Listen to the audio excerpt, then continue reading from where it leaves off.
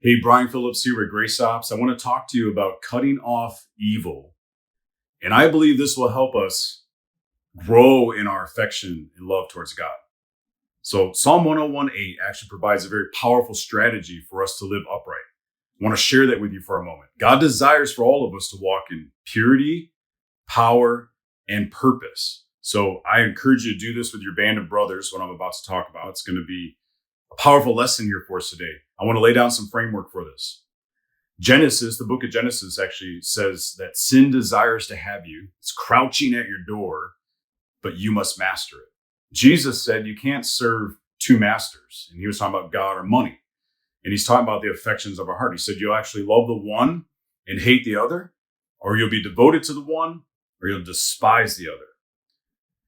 So Psalm 101:8. Now, before I get into it, I want you to think about everything that bombards us. I want you to think about the term the land, and I'm going to define the term the city of the Lord.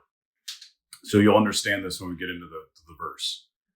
So when David talks about the land, I want you to think about that in terms of your own body, mind, soul, your thoughts.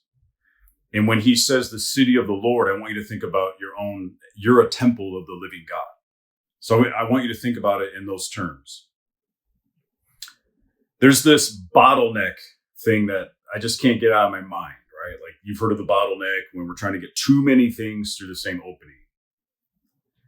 And I think we do that with our affections. Maybe we think, how come I don't walk in purity, or I don't, walk in the power of God, or understand the purpose of God in my life? It might be as simple as you're mismanaging your affections.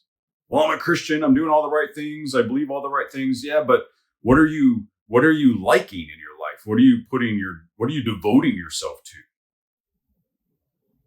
It's something for us to think about. Are we bottlenecking our emotions and stuffing all kinds of like social media?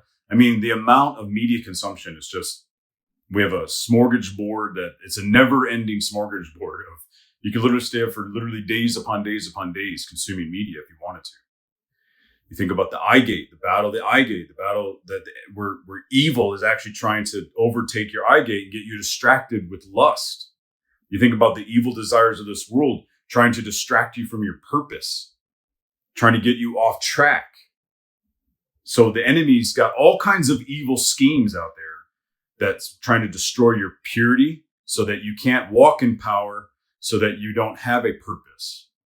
And that doesn't matter if you believe all the right Christian things. If you're not engaging with the Father, you're not experiencing the power and the presence of God in your life, you are lacking in these areas. So how do I know these things? Because I've been there. It's a battle. This thing is a battle.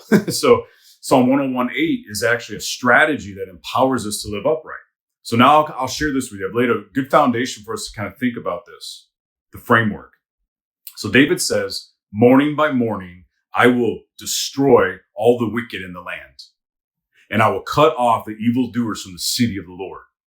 Come on, morning by morning. So there's an intentional way of going about your life. Morning by morning, I'm going to destroy all the wicked things in my land, in the landscape of my own life, me. Morning by morning, I'm not going to allow lustful thoughts. I'm not going to allow impurity. I'm not going to allow lies that the enemy would want to distract me with in my mind. And we're not called to do this alone.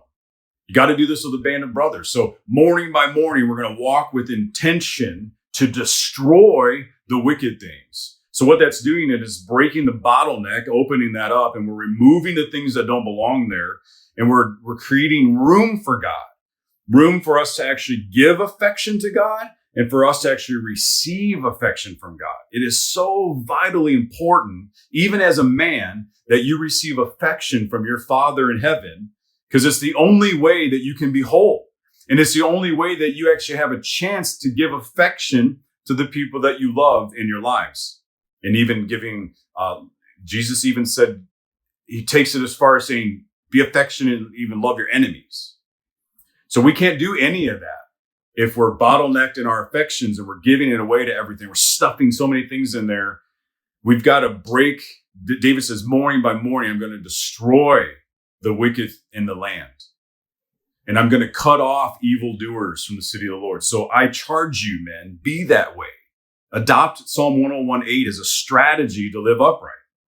That morning by morning, may you and I rise, and may we have hearts hungry for God. You know how you get a heart hungry for God? Get the fear of the Lord. Understand that one day you're going to stand before the Lord and you're going to give an account for your life. I mean, that should wake you up in multiple levels on the inside. But there's the evil schemes, right? The evil strategies coming against you, trying to vie for that place, trying to destroy you, trying to destroy your purity, trying to destroy your power. The enemy's got 10 schemes for you every day when you wake up. And you've probably fallen into so many of them. You've ever heard of that? Like it's a familiar spirit. Well, it's familiar because we've been struggling with it so many times. And I just want to charge you today that you would live different tomorrow morning. Live different today. Live different right now. Go cut those things off. Make time for God. Make time for his word. Make time to actually receive from the Lord so that you can actually walk in wholeness. And that's where power comes from. Power comes from not grunting through all the religious rules. Power comes from knowing our Father in heaven, having a relationship with him. So that's it. Take Psalm 101:8 and adopt it into your life as a strategy. I believe God's grace is in Psalm 101:8, empowering us to morning by morning slay the wicked things in our own lives, slay the wicked things in our own hearts, building affection, making room for our Father in heaven. So that's it. Remember, we're a band of brothers being trained by grace to conquer darkness and empower the world to live upright.